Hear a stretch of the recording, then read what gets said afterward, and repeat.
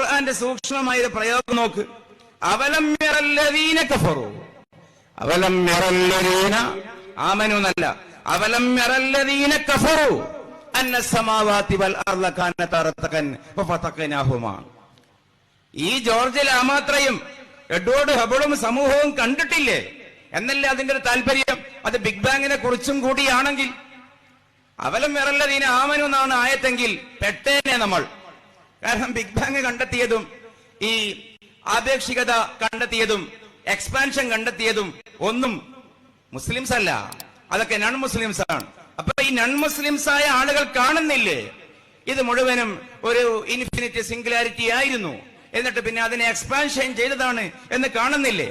അപ്പൊ സ്വാഭാവികമായി പിന്നീട് സംഭവിക്കാവുന്ന ആരാണോ കണ്ടെത്തുന്നത്, ആ കണ്ടെത്തുന്നവരെ കുറിച്ച് ആദ്യമേ ഒരു സൂചന എന്ന പോലെ ഇനി അവിടെ അവലം യറല്ലദീന ആമനു എന്നായിരുന്നുവെങ്കിൽ എന്തേ നമ്മൾ ചെയ്യുക?